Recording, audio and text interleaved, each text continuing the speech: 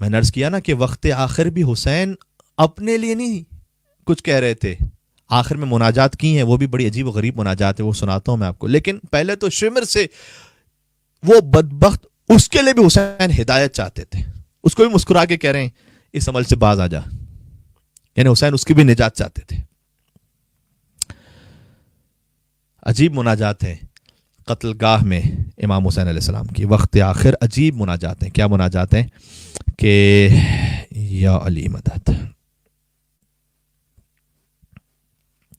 مناجات یہ ہیں کہ اب گویا قتل گاہ میں امام حسین علیہ السلام، جو آپ نے مقتل دیکھا ہوا ہے کربلا میں، خدا انشاءاللہ راستے کھول دے، سب کو نصیب فرمائے. بار بار اس دعا کی قبولیت کے لیے تو میں کہتا ہوں آپ بہت پوری توانائی اور خلوص کو اپنے جمع کر کے پھر محمد و آل محمد حسینی صلوات بھیج دیں محمد و آل محمد پر. اللہم صلی علی محمد و آل محمد وعجل فرجہم.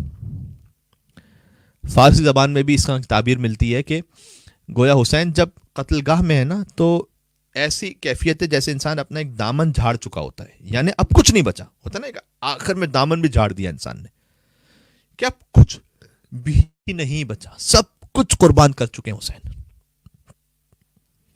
اور حضرت میر انیس علیہ الرحمہ نے یہ تعبیر لکھی ہے، یہ دامن جھاڑ دینے والی، کہ ننھی سی قبر کھود کر اصغر کو گاڑ کے، ننھی سی قبر کھود کر اصغر کو گاڑ کے، شبیر اٹھ کھڑے ہوئے دامن کو جھاڑ کے.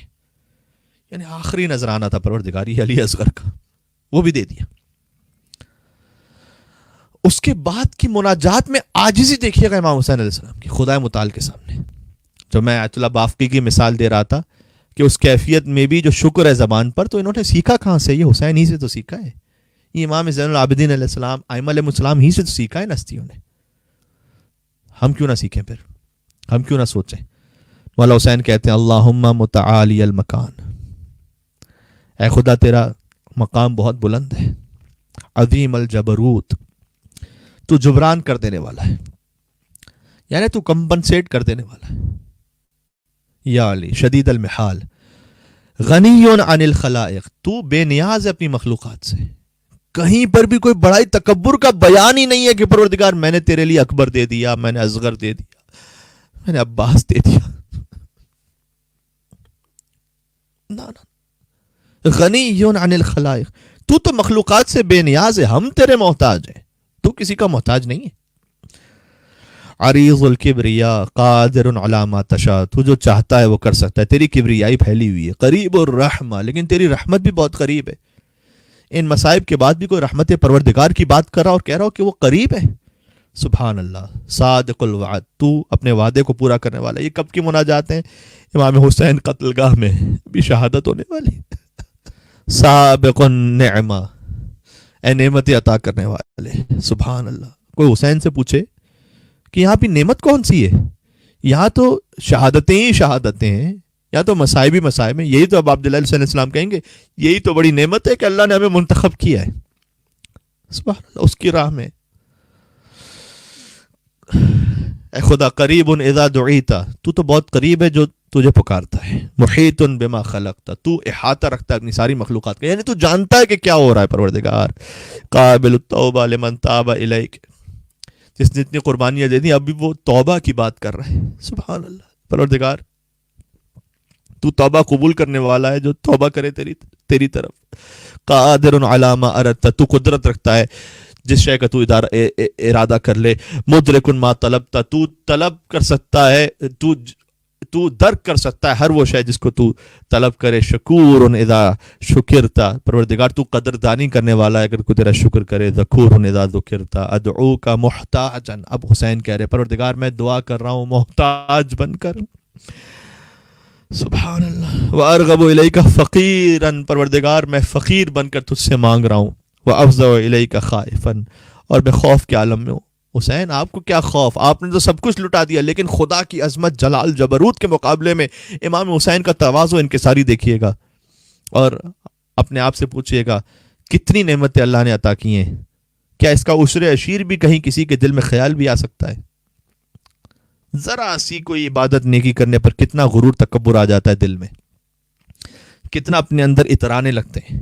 سبحان اللہ. اب کی الیک مکروبن، حسین نے کہا پروردگار میں رو رہا ہوں تجھ سے غم زدہ انسان کی طرح تیری خدمت میں. واستعین بک ضعیفا، میں تجھ سے مدد کا طلبگار ہوں ضعیف بندہ ہوتے ہوئے. یہ بالکل وہی دعائے کمیل کے جملے ہیں جو مولا حسین کے بابا علی مرتضیٰ نے پڑھے تھے. انا عبدک الضعیف الذلیل الحقیر المسکین المستکین اتوکل علیک کافیا، میں تجھ پہ توکل کرتا ہوں کہ تو ہی کافی ہو جانے والا ہے. احکم بیننا و بین قومنا، پروردگار اب تو فیصلہ کر دے، تجھ پہ چھوڑا.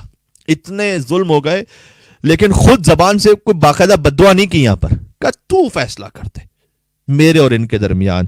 فإنہم غرونا وخدعونا، یقیناً انہوں نے دھوکہ دیا ہے، وخذلونا، اور انہوں نے اہل بیت کے مقام کو کم کرنے کی کوشش کی ہے، اور انہوں نے قتل کیا ہے ہمیں. اور اس کے بعد وَنَحْنُ عِتْرَةُ نَبِيِّكَ، کا پروردگار ہم تیرے نبی کی عطرت ہیں. وَوَلَدُ حَبِيبِكَ، اور پروردگار میں تیرے حبیب کا بیٹا ہوں، محمد ابن عبداللہ کا بیٹا ہوں، جسے تو نے رسالت کے لیے منتخب فرمایا ہے اور جن پر تو نے اپنی وحی نازل فرمائی ہے. اور پھر فرمایا کہ اے پروردگار تو ہمیں اس امر میں کامیابی عطا فرما دے. صبراً علی قضائک یا رب لا الہ سواک، تیرے سوا کوئی معبود نہیں ہے. یا غیاث المستغیثین، آپ کیا سمجھتے ہیں یا غیاث المستغیثین فقط کیا گناہ گار کہتے ہیں کیا؟ نہیں، یہ حسین کہہ رہے ہیں یہاں پر، معصوم.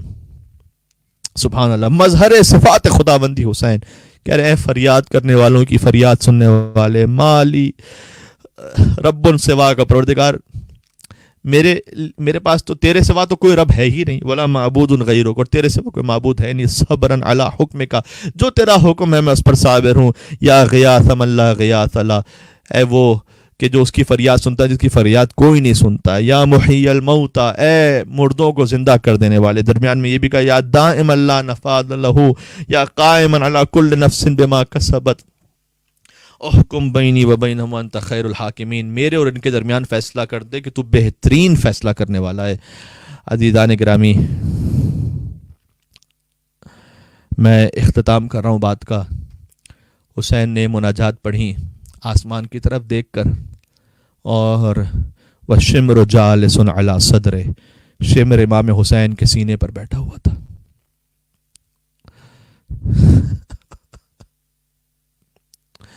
آج بھی اگر ظلم کرتے ہوئے کوئی انسان کسی اور کے سینے پر بیٹھ جائے. ابھی امریکہ میں ایک واقعہ پیش آیا جس سے پوری کیمپین سٹارٹ ہو گئی بلیک لائف میٹرز. اس میں کیا تھا، ایک پولیس والے نے ایک وہ شخص کے جو مسلمان بھی نہیں ہے، ایک عام انسان ہے، ہو سکتا ہے کہ کہیں پر کوئی اس نے جرم بھی کیا ہو، لیکن چونکہ بے دردی سے اس کی گردن پر اس نے اپنا گھٹنا رکھ دیا جس کی وجہ سے وہ مر گیا. پوری دنیا میں طوفان آ گیا ہے نا، اس لیے کہ مظلوم سے محبت اور مظلوم کی طرفداری یہ اللہ نے فطرت میں رکھی ہوئی انسان کی. ذرا سوچو، فاطمہ کا لال حسین ابن علی.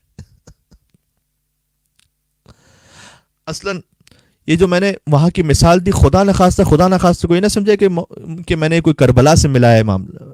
عزیزان گرامی، اگر پوری ہستی فنا ہو جائے نا، ایک انسان تو کیا، ایک غیر مسلم انسان، پوری ہستی فنا ہو جائے تو ایک قطرہ خون ناحق امام حسین کے برابر نہیں. تو میں نے فقط سمجھانے کے لیے کہا تھا کہ ایک وہ انسان جس کا ہم سے کوئی تعلق ہی نہ ہو، جب ہم اس کی تصویر کو دیکھتے ہیں کہ بے دردی سے اس کی گردن پر گھٹنا رکھ کر اس کو مار دیا گیا، پوری دنیا میں ہلچل ہو جاتی، طوفان آ جاتا ہے. ذرا سوچو، اب حسین کے سینے پر شمر بیٹھا ہوا تھا.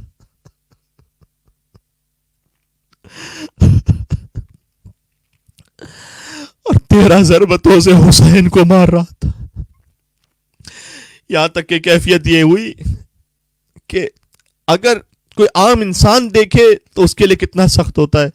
سوچو، ایک بہن تھی کہ جو دیکھ رہی تھی تلہ زینبیہ سے اور فریاد کر رہی تھی. میں نے کتابوں میں پڑھ رکھا ہے کہ امام حسین علیہ السلام نے اس وقت بھی اپنی نظروں سے اشارہ کیا بہن زینب کو کہ خیموں میں واپس چلی جاؤ. حکم امام آیا، بی بی زینب سلام اللہ علیہ خیام میں واپس آ گئی.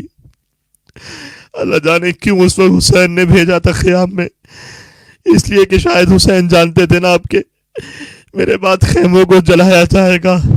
زینب اندر چلی جاؤ، اس لیے کہ میری امانت خیمہ گاہ میں موجود ہے. بی بی زینب تھی کہ جو امامت کو نکال کر لائی، بی بی زینب تھی جو حضرت سکینہ کو بچا کر لائی، بی بی زینب تھی جو بچوں کو بچا کر لائی۔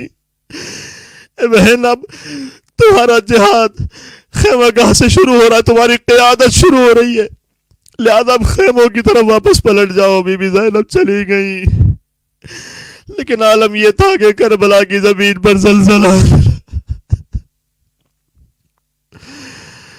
دفعتاً سید سجاد کی زبان پر آیا، السلام علیکہ یا ابا عبداللہ۔ ایک مرتبہ بی بی نے تڑپ کر کہا، بیٹا سجاد، اپنے بابا کو کہاں دیکھا؟ کبھی بھی اماں وہ دور دیکھیے گا، نوکے نیزہ پر میرے بابا کا سر بلند ہو گیا۔